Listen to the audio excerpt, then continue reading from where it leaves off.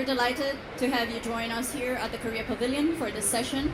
We will explore how we can better integrate nature into policy, investment, and decision making.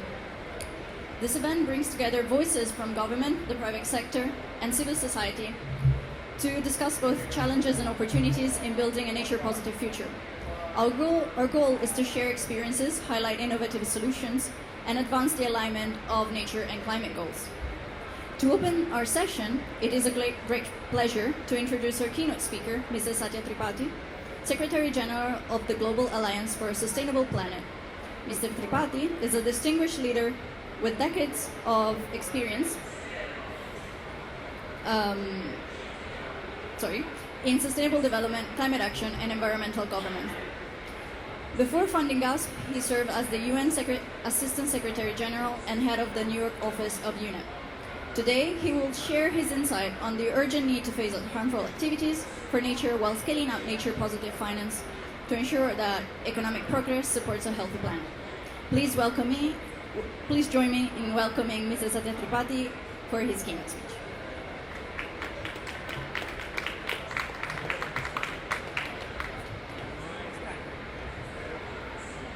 Wonderful, thank you. Thank you so much. Hi, Marco. Wonderful to see you as always. Well, my name is Satya Tripathi.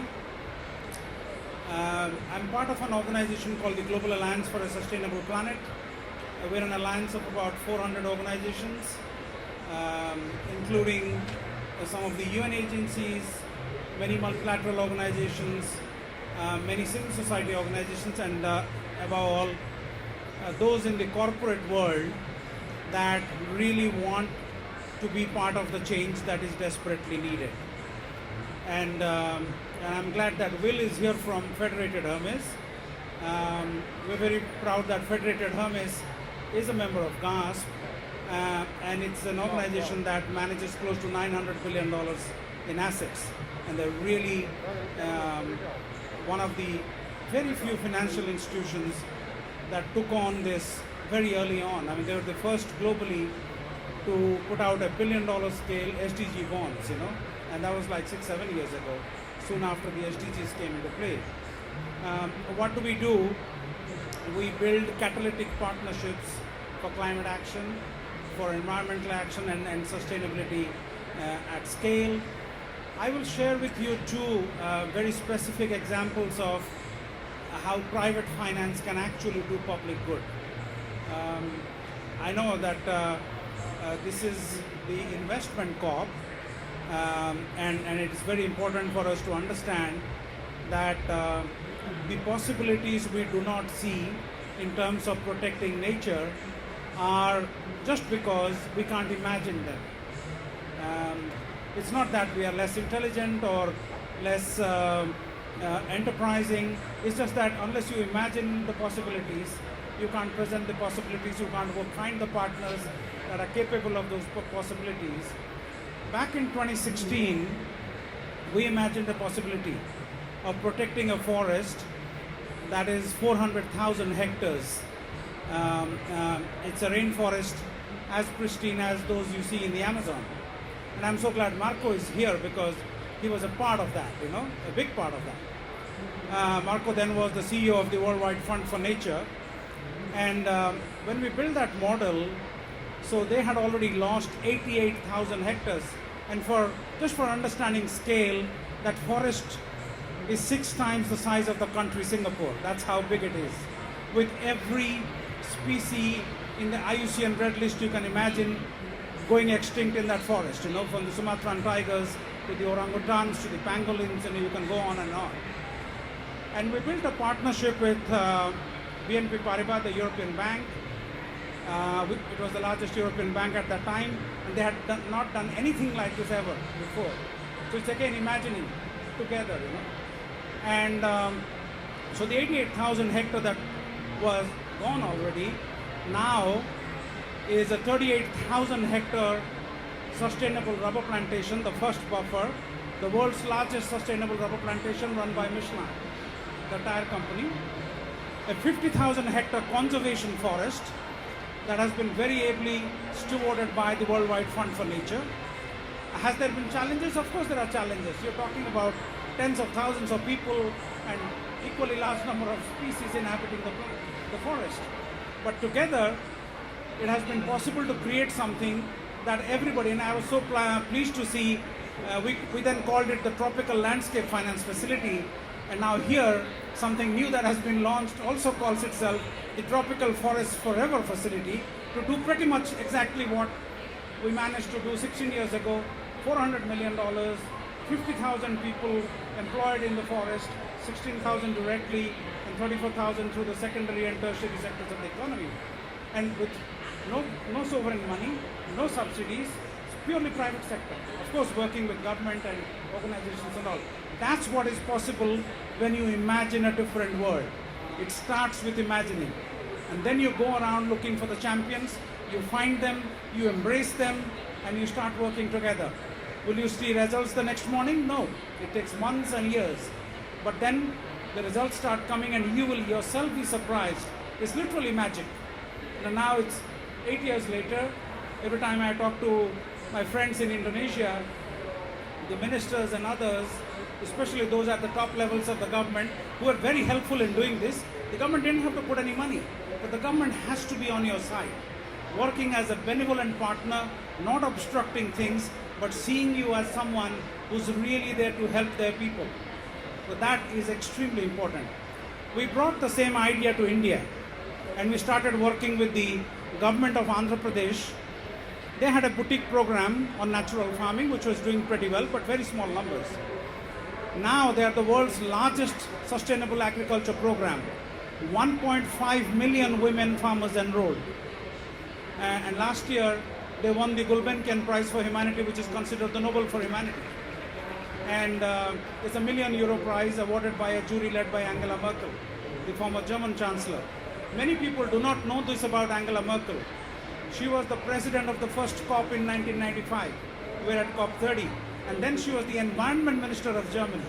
That's where she started. So her environmental credentials are as big as her leadership credentials as the Chancellor of Germany. And that she did so ably for many years. There again, it's a different model. It's not blended finance. But once it got to a certain scale, the German government, through the German Development Bank, KfW, came forward and they put 210 million euros into that project at only 0.45% coupon. And it's a loan. It's not a grant, it's a loan. But how is it being paid back? At no cost to the government. Then we developed a program together with the government on fertilizer subsidy avoidance. That state every year spends $1.5 billion in chemical fertilizer subsidies. Because natural farming does not require any fertilizers, it does not require the subsidies. So the subsidy they are saving, this year they are saving $21 million already. That is servicing that loan with a tiny interest, and all of that money will go back to KfW at no risk and at no cost to the government. That's the power of partnership. That's the power of working together. And then the Germans were so happy with it, seeing the results and how the women are performing so admirably well.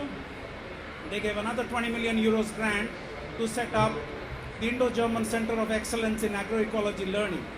It's a global center, and I'm privileged. I was invited to chair the board of that center. And there again, what is happening is equally extraordinary. People that have never been to formal schools, high schools, colleges, we call them farmer scientists. So they are being trained in natural farming to lead, not the basic farmers. They are trained on the ground, but these are coming as farmer scientists, and they'll go out to be the champions they can be at a village level, at a community level, at a district level. And the goal is to get to 6 million farmers. That's the entire farmer population in a state of 60 million people, go completely natural. Absolutely that. And I also want to thank Marco, don't want to embarrass him, but the Nature Positive initiative that he's leading right now, and you'll be hearing him in a minute. Very happy to be partnering with the Nature Positive initiative in bringing these lessons to the wider world. And you'll also be happy to know that 48 countries, including Brazil, have sent very high-level delegations to look at what is happening on the ground. very recent, the last delegation was from Brazil. 20 leaders, government, civil society, universities, they went, they spent a week there to see how it can be replicated. And so, the power of doing, the power of sharing, the power of learning, and that is at scale is what we need right now. And that's why I'm so delighted that I'm able to share the outstanding work of these women farmers from India in front of you. So I want to close by just saying this, that we can complain about everybody else who's not doing the right thing. We can cry about it, and we can go into the 30-year conversation we are having about who pays whom, or we just roll up our sleeves, believe in something, imagine a different world, and do our best. That's all we can do. And if we do that, we'll have a very different story to tell in 5-10 years' time. The same way, these women farmers who started in 2017, when I first met them, now there are 1.5 million women farmers doing this. That's the power of doing. Thank you. Thank you so much, Mr. Tripathi, for your impressive keynote speech. And now we will move on into our panel discussion, which will explore how both public and private sector can collaborate to transform policy and finance for nature and people. It is my pleasure to introduce you our moderator, Mr. Marco Lambertini, convener of the Nature Positive Initiative and former Director General of WWF International. The Nature Positive Initiative is a global coalition working to halt and reverse biodiversity loss by 2030, ensuring that nature is visibly and measurably on the path to recovery. With his extensive leadership in global conservation and policy, Mr. Lambertini has been a leading voice for placing nature at the center of decision-making. Over to you. Eleonora, thank you very much for the invitation. A pleasure to be here. Satya, you, as usual, are able to inspire the audience with by bridging the theory, the systemic change theory, to the actual implementation on the ground. And that's exactly what we need to see more about everything to do with nature, development, and climate. Ladies and gentlemen, today we're going to discuss something which is absolutely fundamental to the climate and nature agenda, and indeed, in return, to the people development agenda, to the future that we want, to the future that is safer and more equitable in moving forward. We're going to start with a conversation about embedding nature in national strategy and finance. How do we begin to see nature part of the development strategy of a government and part of the investment strategy at the national level? And of course, as Satya made very clear, that has to then land in specific landscapes and seascapes where nature is, where people are, where nature and people really meet. So it's my pleasure to invite two speakers that will make up this first panel. First of all, Joanna McRae from the Department of Business, Energy, Industrial Strategy. She's the head of strategy of the UK. Joanna, please join on the panel. And Nicholas Taylor, the Adaptation and Resilience Lead of the Global Green Growth Institute. Please, Nicholas. Welcome the panelists. Thank you so much for joining this conversation. So, embedding nature in national strategies and finance. I'll start with you, Joanna, and your thoughts.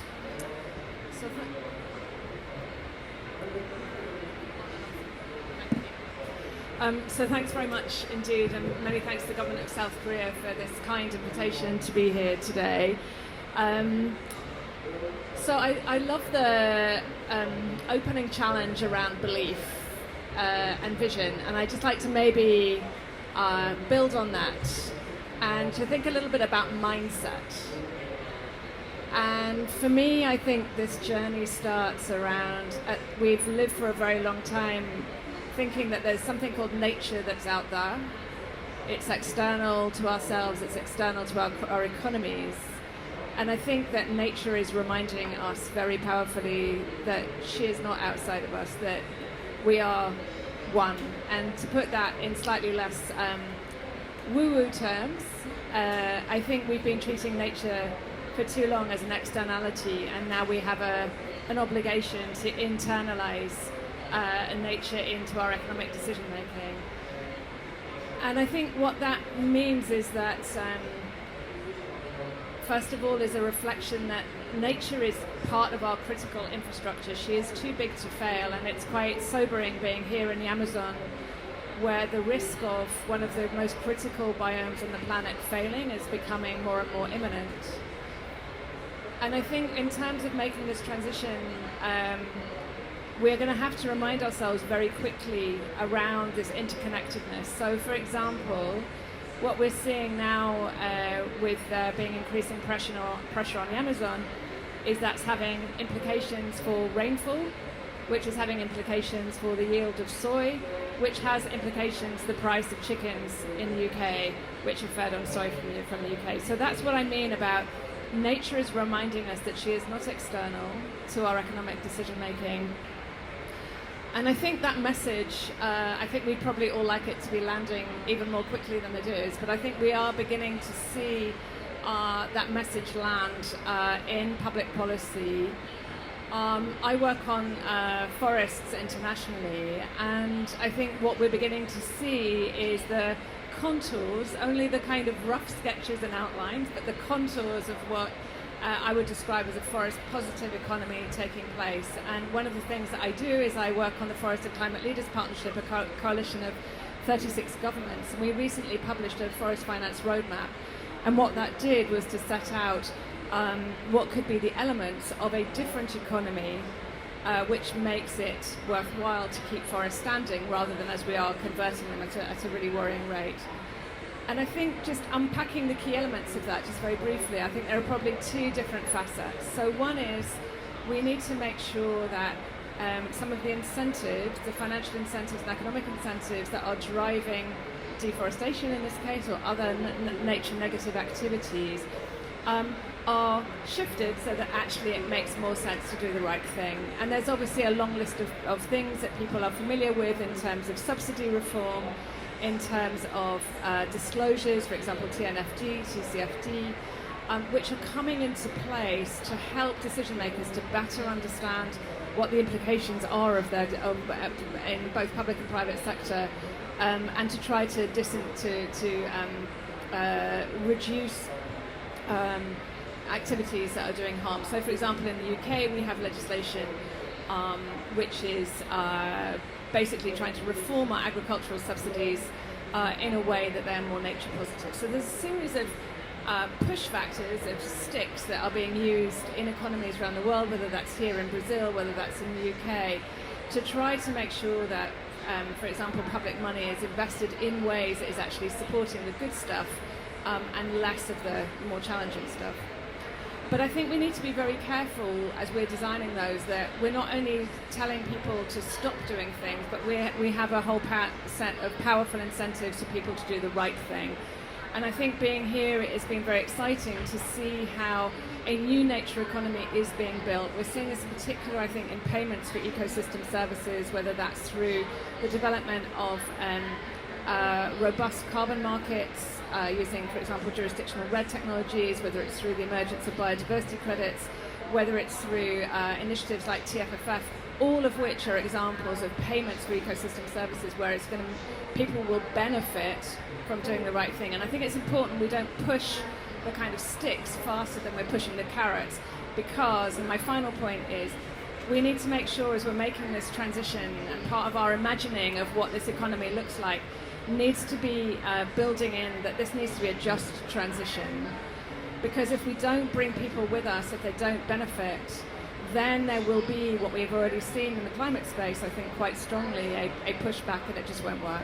Thank you. Thank you so much, Iona. And I mean, you're interesting because every time I speak about this topic, I talk about the mindset shift. The way we need to migrate away from looking at nature as a free input in our economy and try to internalize the benefits and the risk of cost and the dependencies in a way which, of course, will make us look and utilize nature in a very different way, in a sustainable way, in a nature-positive way.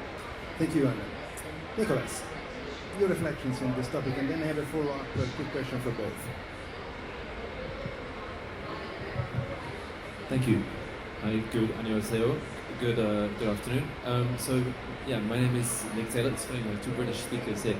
And I lead our adaptation and resilience work. So my entry point into nature investment is a little bit different. Global Green Growth Institute is a Seoul-based intergovernmental organization. We sit in around 40 different countries globally, mostly within ministries of finance, environment, planning, and it's really this nexus point between planning and finance that we focus on. So we are doing around, I think we're supporting around 20 plus NDCs and around 17 NAPs, National Application Plans, but we're not working on NBSAPs. So our entry point into nature is very much through these tools. And I think as everybody who works on adaptation, we're obsessing about nature and how do we bring those the numbers into understanding nature and then bringing those investment elements into the plans that we are putting together. So I guess in preparing this, I thought it might be good to give a couple of examples about how we're managing to scale up nature alongside finance and vice versa. So one example I wanted to give is in Uzbekistan. So it's the Aral Sea. I think most people here are probably familiar where that is. So the farmland around the sea is suffering from a lot of salinization due to the winds blowing the salt into the farmland around the sea. So working actually with funding from KOICA, from the Korea ODA lead, for those that do not know it, we did a certain set of pilots of different types of windbreaks. So NBS windbreaks, nature-based solutions, for those that are not familiar with NBS, of different types, trying to understand which ones would catch the salt in the most effective way. And it was all in different sites around the Aral Sea. So once we had determined which windbreak was the most effective, we went to the national government and we went to a couple of banks and we were saying, look, this is a really good solution, it's affordable, how do we scale it up? And so the other thing that GGI does quite well is bond work. So we help governments to structure bonds and set up revolving funds and different types of other financing mechanisms. And so in this case, we managed to put together a $400 million bond together with let me get the name right, the Sanuat Quirlish Bank. So this was then for farmers to borrow against to scale up and implement this NBS strategy alongside many other things. It was obviously not just that they were doing, but the piloting of the strategy and the discussion around different types of NBS interventions was really at the heart of the issuance of that bond. I think those NBS projects had already been lined up in plans. So I think it was a more like regional development plans. It wasn't national NAPs or anything like that, but they were actually quite advanced. I think it was the Pakistan region of Uzbekistan. So I think that, I don't know, this is an example we like to talk about a lot because scaling up nature is difficult and scaling up investment is difficult, but also realizing that you can have such a huge impact in volume of farmers supported because the support into NBS is really low cost, right? So this type of NBS is really a win-win. The other kinds of things we're working on are very much relating to payments for ecosystem services. I think probably colleagues in the room who work in this space will be familiar with those. So generating, again, it's upstream, downstream projects where we're looking at afforestation of the upstream to enhance flood mitigation lower down. So these are urban projects. This is also supported by KOICA, explored in 3 cities in Indonesia and another 3 cities in Ethiopia. And I I think the use of agroforestry, and then in this case it was more of a sponge city style approach. So using I think in Ethiopia, for those that are familiar with Ethiopia, they have a very strong system of local cooperatives. So it meant that we could work with those cooperatives on designing the interventions on the local level and then roll those out again across urban areas, but also have something that is creating livelihoods and then creating revenue streams as well to make that payment for ecosystem services functional. I'll just leave there with a couple of examples. Thanks. Thank you very much both. We're going to get to the second panel, but before that, a super quick reflection. I'm going to ask you the second panel as well. In order to embed nature strategies, and later on we'll talk about how to in practice redirect financial flows towards nature positive, nature friendly activities, do you think the value case for nature is strong enough today? And if it's not, what needs to be how can we strengthen the perception that you mentioned, Joanna, that nature is so fundamental to everything we do? Because it's such an intuitive concept, but yet our economy today is largely nature negative. Such a great and quite a difficult question, I think, Marco. So I think probably two things strike me. I think maybe I would approach this from the bottom up and from the top down. I think there's a really important conversation that we need to have with citizens, and which I think a lot of people are ready for, in the sense that I think everybody knows intuitively that nature is very important. Like, we've been living with nature for most of our human history, but I think somehow we've forgotten that connection. And so I think the work of a lot of NGOs who are kind of supporting that reconnection with nature is really fundamental, because unless people feel connected to something, that the kind of basis of value is lost, right? So that there's a reason why we value with our hearts and we value with our wallets, right? So I think that relationship between those two things is actually very, very important, and we need to nurture that, because otherwise, for policymakers, it's very hard. If citizens are not actually asking for things to change, then it's very difficult for policy to act. So I think there's something very deep around that. And then I think the second piece, which is we're beginning to see, I think, a new generation of economists who are actually doing extraordinary work in terms of capturing the true value of nature and articulating that. And that's both the kind of potential value of a flourishing bioeconomy. Again, kind of looking at the forest days, I'm really struck that there is money to be made doing the right thing for forests, but we're not accelerating that economy fast enough. So we need to kind of get that up and running, and we need to be able to, as you were saying, sort of articulate the real risks and do that in a way where we're moving beyond these kind of really big kind of headline numbers into, you were describing like the cost to agriculture in Uzbekistan. Like, that's a very concrete and specific thing that if you manage that salination, then that will have X economic benefit. And we need to just stop talking about bees and butterflies sometimes. Which is what Satya was saying earlier, about landing and making people feel and being the very benefits. specific. Yeah, thank you. Super quick on that. In the value case, you mentioned urban and sponge cities. I mean, that's a clear example where nature, the value case is so strong because the direct effect is perceivable and measurable. Cities get cooler and people get happier by having nature in the city.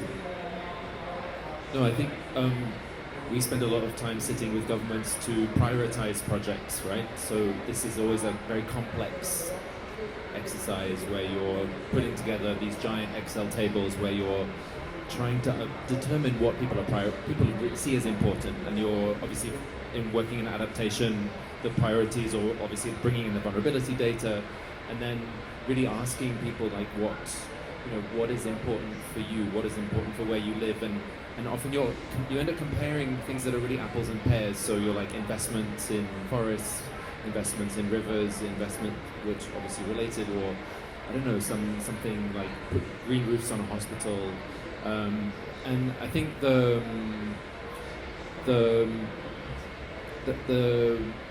challenge here is really to recognize that I think we know where the green investment potential is, right? So we can say, look, like in urban areas, these are all the things that you can get.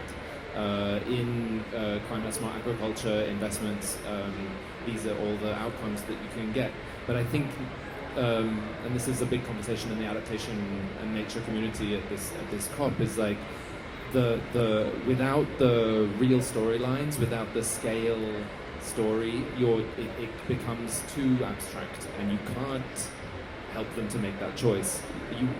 In a lot of the plans that we develop, or ideally not the ones that we develop, hopefully they're better than that, but often the plans that we see and the pipeline that comes out of these plans is very high level. It's too broad. We don't have time to build a robust case behind these, and I think this is why these prosperity plans and NDC 3.0 are all, I think we're all moving so slowly as a collective towards these more costed, more robust plans. But anyway, sorry, it's such a big topic, so many things to say on that it's one. my fault, but it's so interesting to hear your perspective. They're actually overlapping. Make it concrete, back to Satya's initial point, make it personal almost, so people can feel the benefit and embrace the imagination that Satya. Thank you, Jonas. Thank you, Nicholas. Stay around because we're going to have a question and answer later on. Thanks a lot. Please. Thank you very much. So let's get to the second panel, second discussion, which is about redirecting financial flows for nature. Redirecting, and that's a key word I want to discuss with Chetan Abel. Chetan, please come on board, and Will Farrell, please come and sit here. Tracy Wiman, thank you, Tracy. Andrea Burban.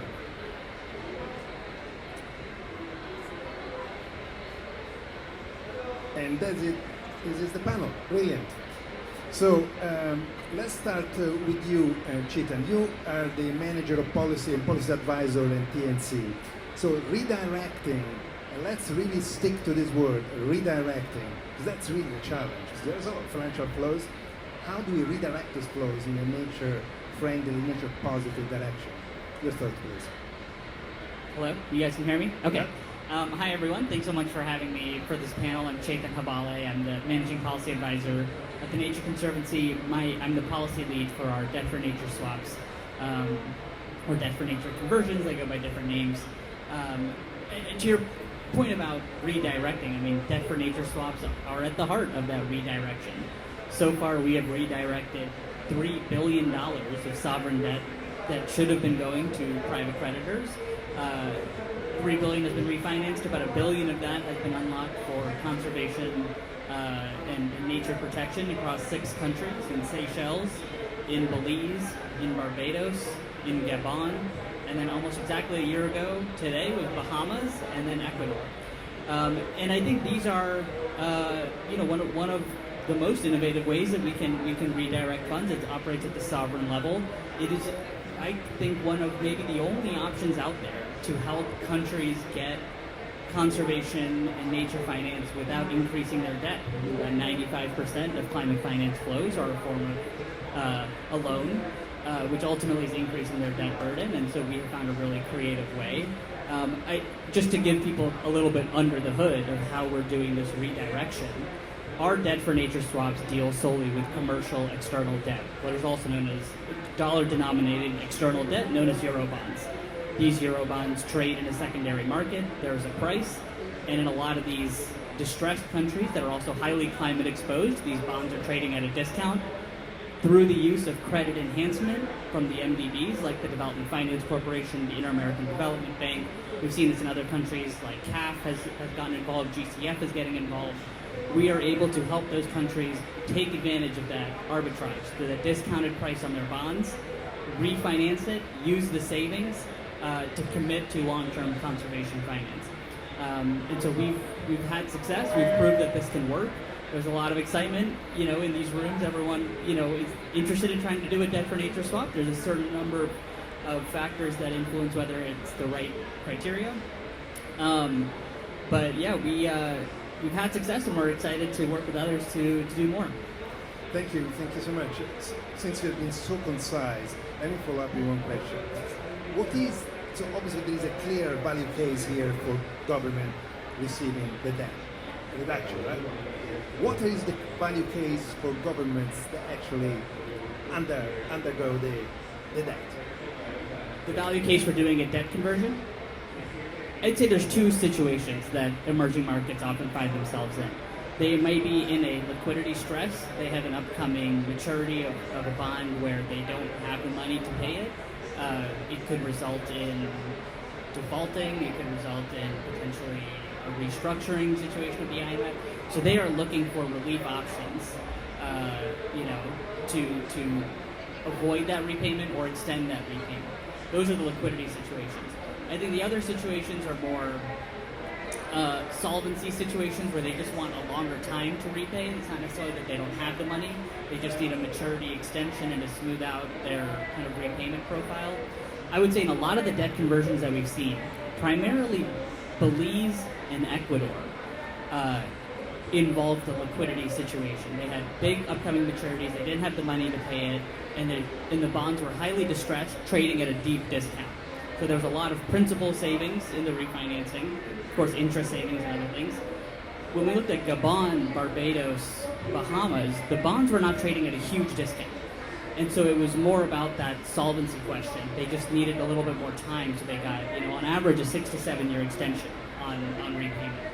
So it wasn't that they didn't have the money, it's just that they needed more time to kind of repay it. Perfect. Thank you so much. And let me congratulate TNC because your work on debt swaps is just phenomenal. Thank you so much. Will, I would like to come to you. Will is the Stewardship Engagement Manager of Federated Earners, which is an asset owner and an investor, and with a strong sustainability purpose. So your thoughts about redirecting financial flows for nature? Yeah, thank you. And thank you also to Satya for kindly introducing us earlier. We are a global asset manager and very proud to be a member of GAS. And we're guided by our conviction that we are the stewards of capital for the long term. And so we do see nature as a big opportunity, both purely as an opportunity, there's a lot of untapped economic potential in natural capital, but also as a mitigating solution to address many of the risks that we see, in particular physical climate risks affecting our portfolio companies and their supply chains. And as we look out to the future, sustainable agriculture investment could grow to $20 billion a year by 2030. That's exactly the sort of journey that we want to take our clients along with us. So how do we get there? Today we're working with our portfolio companies on identifying their own impacts and dependencies on nature, and especially articulating the financial connectivity. So for example, their dependency on nature to ensure their resilience to the physical effects of climate change, and actually working through how to quantify that, really as the foundation for investing in nature as a solution, to get board approval, to go through all of the governance hoops that our portfolio companies go through and that we ourselves go through. It is to have that strong foundation and conviction that ultimately these are investments that will pay a return. We're also increasingly thinking about how these portfolio companies think about their supply chains, so nature outside the organizational boundary, and often that requires a mindset shift. Many off-takers, for example, of agricultural commodities are intermediated by commodity traders, and that creates complexity if there is now a direct incentive to invest directly in your own supply chain, and what's the role of partnerships to be able to do that. And then on the policy front, because we engage very actively with policymakers in seeking to manage what we see as systemic risks or opportunities for our clients, we really want to see nature brought directly into transition planning efforts. So we're looking for integrated climate and nature plans at companies, but also at the government and sector level. and we've worked with the UK Transition Finance Council in articulating a vision for how sector transition plans, including nature, can most effectively access, mobilise and scale private finance into these solutions with the most effective and specific and granular policy interventions. Terrific, thank you so much. Will, Tracy, you are the Chief Impact Officer of SBTI, the Science Based Targets Initiative for Climate. Your perspective on this topic, and then we have a follow-up question. Yeah, thanks so much. First, I just want to introduce the SBTI because some of you may not know it. The SBTI was established by WWF, UNGC, CDP, the We Mean Business Coalition, and WRI around the time of the Paris Agreement, specifically to help companies, give companies the tools and the methodologies and later the standards that they need to set Paris-aligned science-based emissions reduction targets. What I want to talk about today is how the tools that SBTI has developed and is developing in the future and the value that companies see in those tools and in the recognition using them gives them can drive private finance into nature. So, just to explain how sort of big SBTI is, we have about 12,000 companies in the initiative right now. Over 2,000 of them have net zero targets. Those companies collectively account for about 40% of global market capitalization. So it's been embraced. And the reason for that is the incredible work of our founding partners who built it and scaled it and got it out into the world, but also because companies see value in getting the stamp of approval from the SBTI that says, this climate target is legitimate, this is science aligned, this is high ambition, right? So, setting a target, it's just the beginning. We need companies, of course, to take the target and then act on it. And one way that they can act on it is linking up, thinking about their climate targets, and companies increasingly, early days, but increasingly are starting to have nature targets. So, the problem that we see, and we've heard some solutions, right? Companies aren't so much thinking about, okay, how do I invest in nature, right? In fact, you don't hear a lot of disclosures about companies sharing what they are, their impact on nature. And this is my personal hypothesis because it's so scary, right? If they told the world about their impact on nature, it would be so bad that, they wouldn't know where to go from there. So companies aren't investing in nature. I hope and believe that this is about to change with the new corporate net zero standard that SBTI is developing. And I want all of you to help us make sure that that's the case. So let me explain why. Companies, they set net zero targets, right? But net zero is 2050.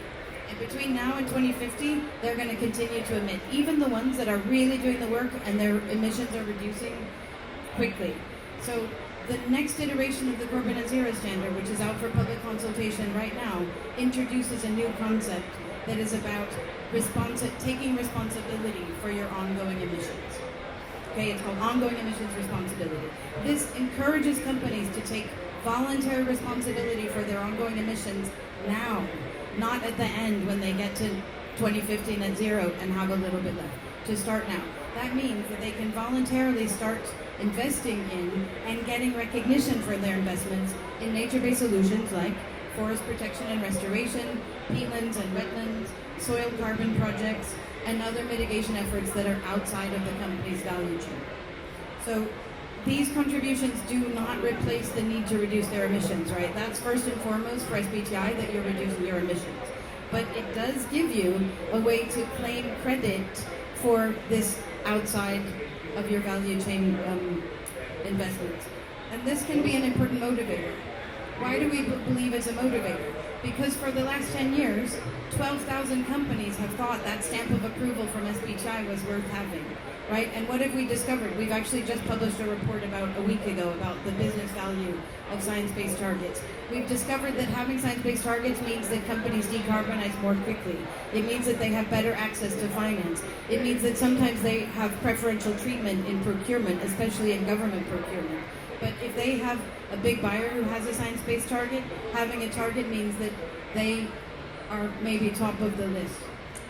It also means that their internal sustainability teams and the wider organizations rally around that North Star target. So there are a lot of reasons that companies like to have the stamp of approval from SBTI. The hypothesis then is that recognition, right, will give them the push to make those additional investments in nature. Now, okay, why it's a powerful motivator? We think that, and this remains to be seen, right, but this could actually be a really important way to unlock meaningful finance for nature. So let's just imagine what it could mean. Under the current draft, right now, in the start, so when the draft is launched, it's under the current draft and it's out for consultation, so this could change. It will be voluntary. But we're proposing that from 2035 onwards, larger companies will have a mandated investment to address their ongoing emissions. Mandated. Now, there are about, let's say, somewhere between 40 and 50,000 companies that meet what SBTI calls larger companies. These are type A companies under our system.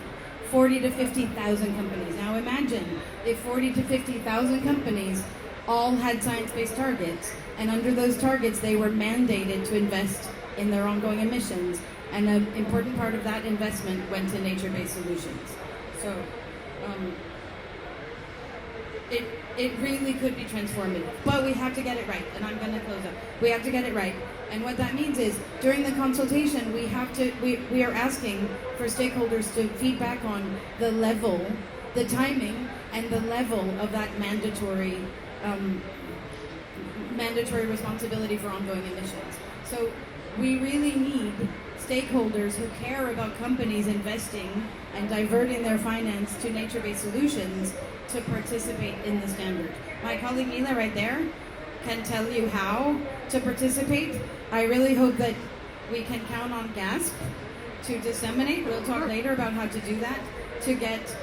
Now that I'm here, I really want hundreds of contributions to tell us how much, how fast, how far this part of the next iteration of the corporate net zero standard should go in driving the diversion of private finance to nature.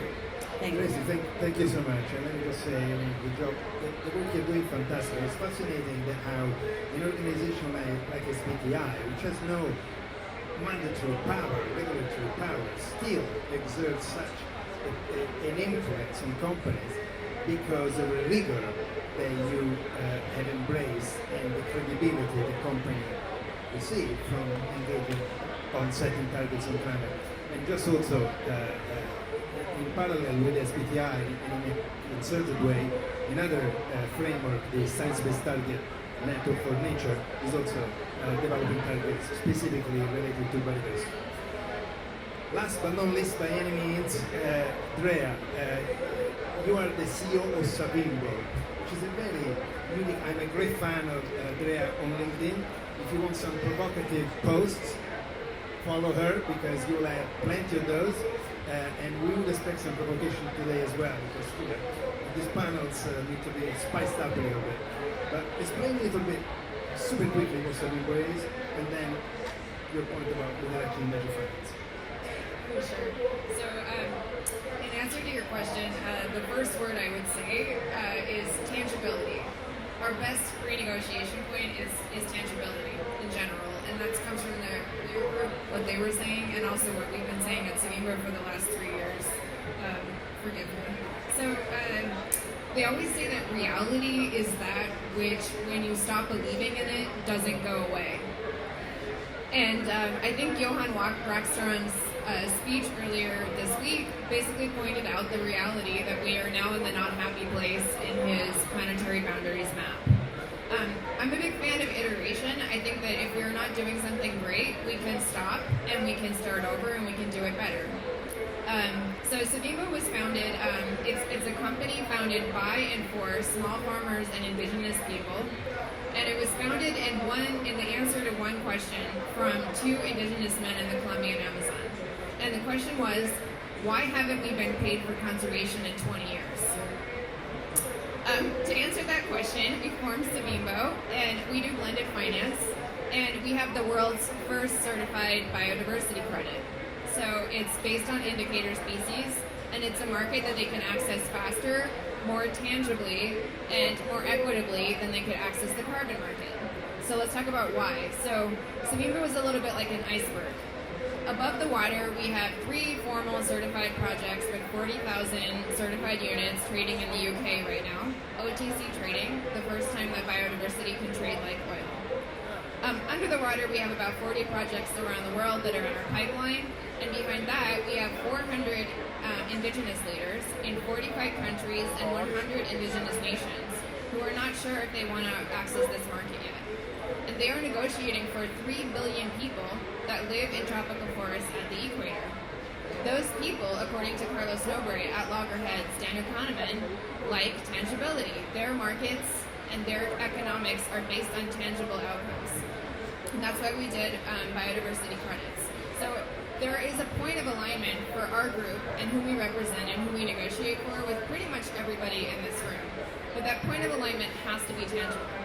If it is not in the form of money, which can cross ecosystems, cross economics, cross social classes, and cross languages, then it needs to be in the form of social capital, which is not money, but it is support. It is recognition for the service that they are providing to the planet, in most cases for free. Of the 400 leaders, I would argue that nearly all of them got their first dollar for conservation and for restoration from Sabimba. So when it comes to conservation, our biodiversity credit works in any ecosystem on the planet, and it can work within 6 months, and they can start issuing credits and trading for work that they've already done and done well. We only do ex post crediting, once again, back to tangibility.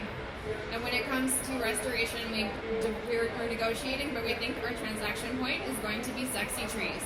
Not just the tree, because those are too cheap, but a sexy tree. A tree that has a holistic environmental benefit, and it's from the ecosystem it's planted in. So I would just like to redirect the conversation back to tangibility, because it's not just me calling for that, it's also Johan Rockström. Thank you, Drea. And the sexy tree concept is going to stick in many people's mind. Okay, let me ask Joanna and Nicholas. Nicholas is still here. Yeah, can you come on stage as well?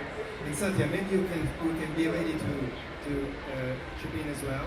And let's see if there are some questions from anybody in the audience, some comments as well about what you heard about this absolutely fundamental topic of redirecting flows towards nature-positive practices. In other words, building and transforming our economy in a model, in a development model that respects nature, uses nature but in a sustainable way, and also value nature for the many contributions that it provides to us.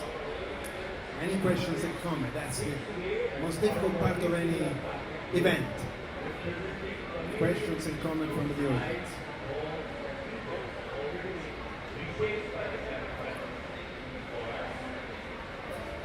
I was hoping that you would start, so Satya.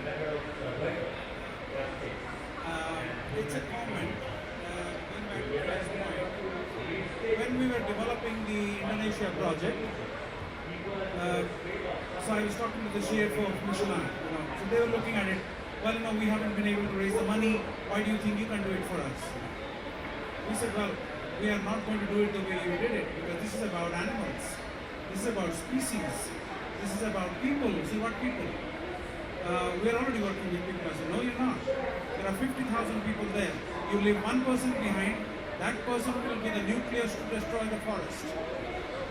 We will document every person that lives in the forest, or on the margins of the forest, or within the forest.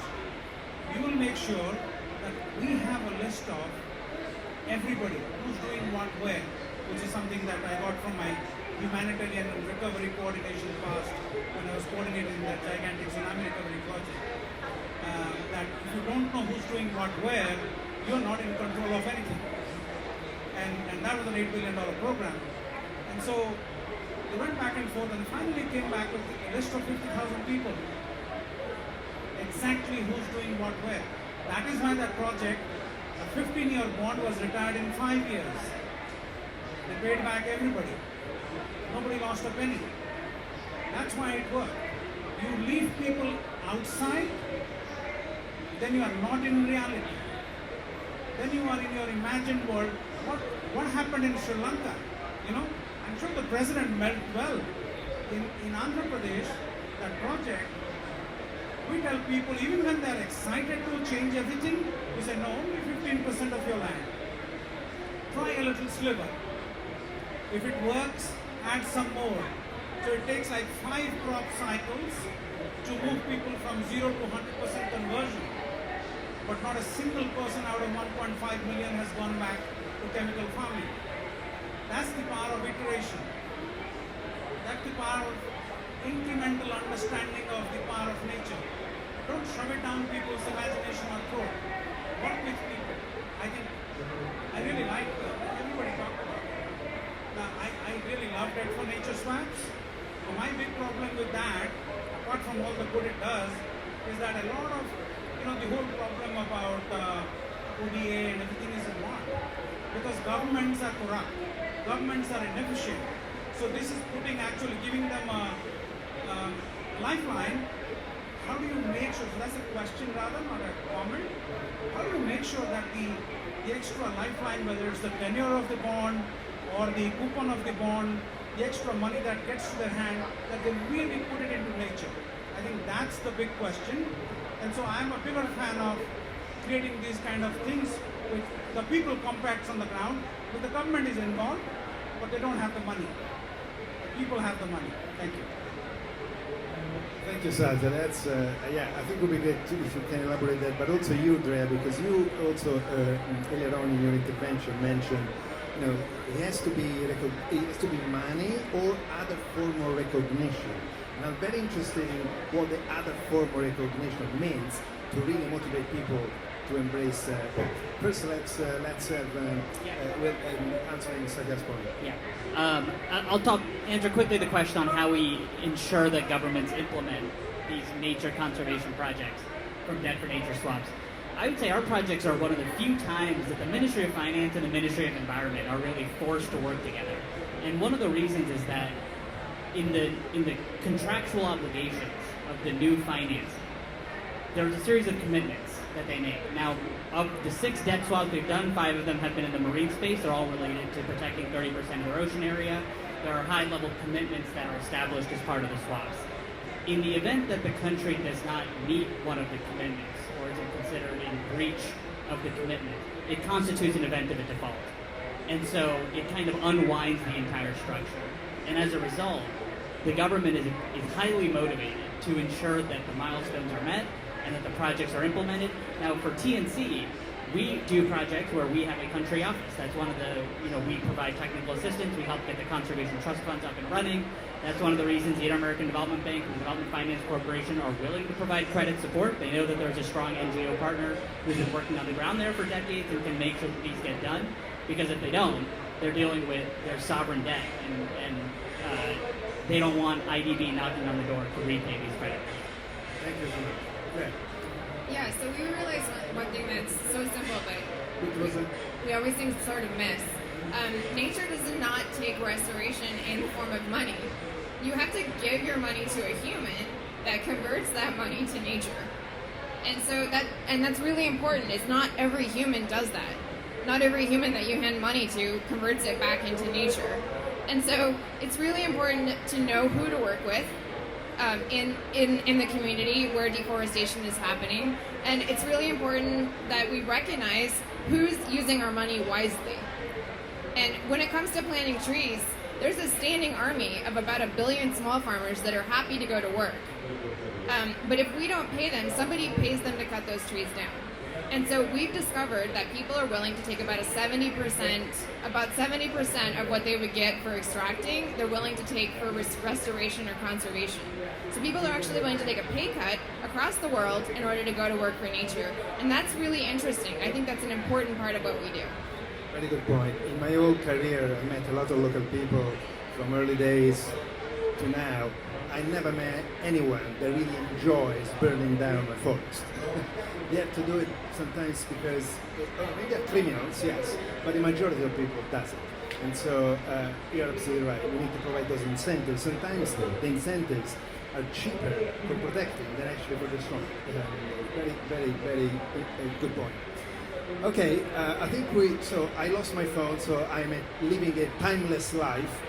Okay, 3 minutes. So let's have a super quick final round of super short 3 minutes. Huh? Oh my God, so we are ahead of time. Oh yeah, but we don't want to necessarily stretch too much the conversation. Let's have a round of maybe 1 minute each final statement based on what you heard from everybody else. And then perhaps we have a little bit more time to converse even further. Let's start from this side, maybe Nicholas, with you. Final round of a reflection on what you heard. Sure. I mean, I think I operate maybe on a slightly different. We also, I mean, similar to TNC, we sit within ministries, and I think so. It's aligning the projects with the money. In my case, so the money is not.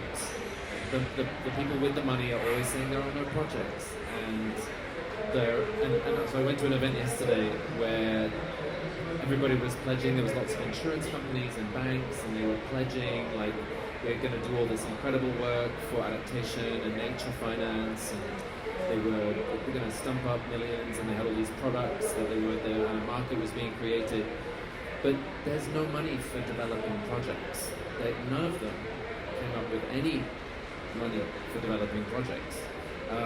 So I'm just kind of wondering how we move into this sort of, sorry, I'm obsessed with the word scale, but like how do we scale this and align, I guess, I don't know, for me this difference also between nature, like sort of nature adaptation, and how do we find our zone of mutual benefit where we're scaling through the same mechanisms. So I feel like we're having the same conversations but in different sectors. Like, it's really frustrating. But yeah, anyway, just a few random thoughts. So, No random at all. Thank you so much. Thanks. I guess if we'd been sitting here 20 years ago, we probably wouldn't have been as optimistic as we were around the sort of transition to renewables. And we're kind of reaching, a really positive tipping point in a lot of places, and that's not because lots of energy companies suddenly kind of felt fantastic about climate, right? It's because the economics worked. And so I wonder how we can learn from that. I mean, just there have been a lot of examples across this panel. I really love this stat about people are willing to take a hit for nature. It's like cheaper to get the good stuff done. I'm really interested about the demand from corporates to do the right thing. And I guess maybe, we need to think about how we learn a bit across the lines, like how was it that the energy side is managing, albeit not fast enough, but to get that right. And I suspect there are a number of different ingredients, some of which were the economics, some of which were the storytelling, some of which was sort of buy-in from the public, some of which is around subsidy. Like there's a kind of a combination of factors that enabled that. And I think the challenge on the nature side is that we're hearing around a big range of different interventions. It's not the same as just going from, coal-fired power station to solar and wind, right, where there's a much more limited solution set. So it's a much messier space. And so I think part of what we need to think about is how we can tell a more coherent story and kind of bring those different solution sets together under an umbrella, and then almost like present a more kind of consensus story around what a positive tipping point could look like. Thanks. Thanks. I got 2 microphones now. Thanks, guys. I just want to, so I think the conversation that I am so entranced by right now and I love having, and there's this moment when you're working on a project and it's not going well, and our plan and project isn't going that well, and you're like, aha, I figured it out, and now we can start really working together. And the question is how? And there's 2 things that have really changed for us in the last 3 years, and this is where Savimbo came from, is we have Starlink, which means that we can now coordinate across vast distances and in remote locations quite easily. And we also, for Savimbo, we got electronic banking. And so we can now run an Uber-Lyft model where before it was New York Taxi Company. And so it really has changed in the way that you can coordinate with people, how to distribute funding in a more egalitarian way, and how to get feedback from the ground. Because there are so many great ideas that are at these grassroots community levels that are just not getting heard up until now. Is this one working? Yeah. So the observation that I have is coming from the perspective of corporations in the main, private sector, that are in between NDCs, government policies, and humanity, right? If you go from micro to macro. And the same thing exists, right? Which you mentioned, the same thing exists in the nature space, but we don't yet have the coherent infrastructure that says there's an expectation. You must, for example, many jurisdictions require companies to disclose their emissions every year, but very few require companies to disclose their impact on nature. And maybe there are reasons for that, right? But there has to be a movement towards a general expectation that the entities that are impacting nature have to recognize, understand their impact, and do something about it. And then all of these mechanisms much better weaving together to make it possible and to tell companies and governments, this is the roadmap. And you can find your own way, right? There's more than one way to get from A to B. You can go up the mountains and down in the valley. You can go along the river, but you have to go. And here are the ways to go. And we're watching. Love it. I think my view on when it comes to adaptation, nature-based solutions, the whole space, I think, will require concessional finance for a while. And I think at the root of the issue is that it is hard for any of these projects to be revenue generating to a sufficient degree that will meet the hurdle rates that the investment firms and the private companies want. And so there will always be need for concessional capital. I think the challenge that we have is that the landscape has shifted. With USAID pulling out, ODA finance being cut, there's so many other development challenges to be filled. Why should Ministries of Finance use their concessional resources for nature? I think we still have to make the case to them that nature is a driver of economic growth. It's key to their macro-fiscal credit story. And so investing in nature is an investment in your kind of the things that affect your credit ratings, the things that affect your debt sustainability analysis with the IMF and the World Bank. So we've been working quite a bit on kind of the macro side. How do we make the case for nature so that Ministries of Finance want to put their money towards this? I think there's still a lot of work on the other end, Nick, that you mentioned on the implementation, the capacity, how do we get the resources on the ground. Just last month in Chile, we gathered all of the conservation trust funds implementing our debt for nature swaps for the first time to talk about how implementation was going. And the challenges of Seychelles is not that different from the challenges of Ecuador. And these are countries on opposite sides of the world. So we have a lot of the same challenges and a lot of the same issues that we've been dealing with for a while. We need to get the macro story right. We need to make sure the concessional finance is available. But we also have to demonstrate that there is impact on the ground. The KPIs are clear, the reporting and disclosure is clear. We still got a lot of work to do to make that happen, but I'm confident we can do it. I don't know why I have two mics again. But, And I'll end on to express an interest in continuing a discussion. I spoke earlier about agricultural supply chains and increasing exposure to risk of our portfolio companies to disruptions in those supply chains from physical climate risks. And this COP has been great for us because we've met a few developers for the first time who are talking about structuring transactions with financial institutions who are willing to innovate, where those portfolio companies then face real risks and are now better understanding those risks, are going to start expressing in the market a willingness to pay for more resilient supply chains. And at the moment we have the intermediation of commodity traders, but can we structure transactions where even large corporate off-takers can access pooled smallholder farmers investing in nature with local partners on the ground? There might also be a blended finance component to that with development banks as we go through the J curve. But ultimately those local partners understand the execution risk of how to shore up their supply chains. And that's exactly what corporate off-takers are looking for and currently can't access. Brilliant, thank you so much, everybody. Look, we now, I will hand over to Eleonora soon to wrap up, but let me just share One reflection, because actually suddenly the room is being filled with young people, so that's super exciting. And I really want to stress my feeling how what an extraordinary time we are living in right now. An absolutely unique time. Every generation has thought of their time as somehow unique. My grandmother went through 2 world wars. For her, her life was definitely unique in a sad way. But this generation, not the next one, this generation lives unique challenges and opportunities. We have seen the rise of humanity in so many different ways over the last 100 years in particular, maybe seven decades. You know, if I was looking at this human development statistics at the beginning of the 20th century. They're shocking.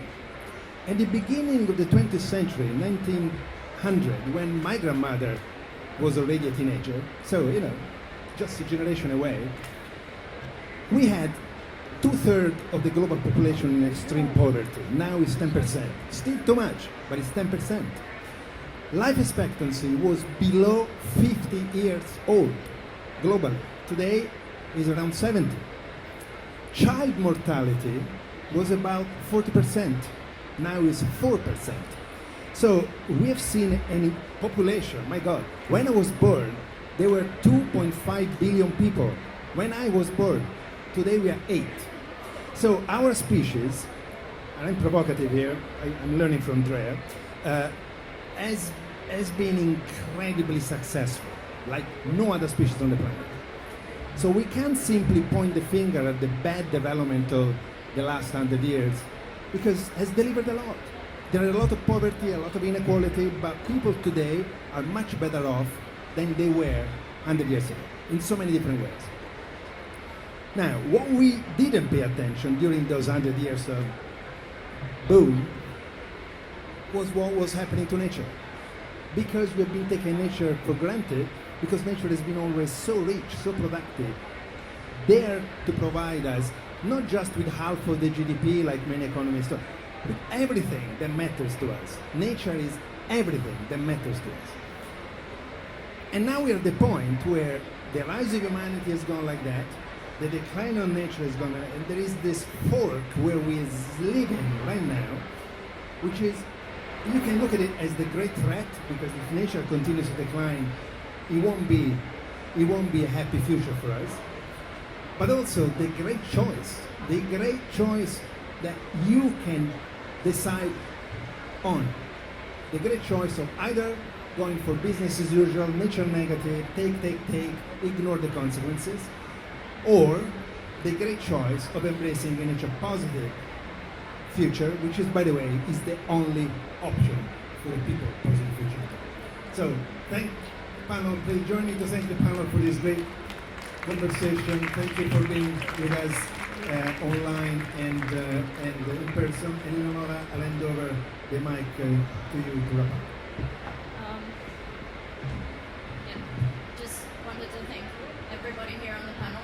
I wanted to thank Sakti for his impressive keynote speech. And I think we got a lot from this session, a lot of ideas, a lot of innovative tools, and I think one of tangibility is one thing that came out of it, and to make the imaginative world a reality through action. We saw different ways of doing that, how in the public and private sector we can do that, and I'm really glad that this session came to life and we got to discuss these issues. And I'm really glad also that the voices of the indigenous people through Drea too came out, because yeah, those are the people on the ground. We have seen recently the protests. They need to be listened. They need to be incentivized too, not to unfortunately work to destroy the forest, but instead to preserve them. They already do that, unfortunately, because of the industries. They tend to go and destroy it because there's more benefits from there on the short time through just financial benefits. But we have seen how things can change, and we need nature at the center for our lives and for the climate goals to actually progress and be met. So yeah, thank you so much, and we will have a group picture if everyone agrees. Thank you.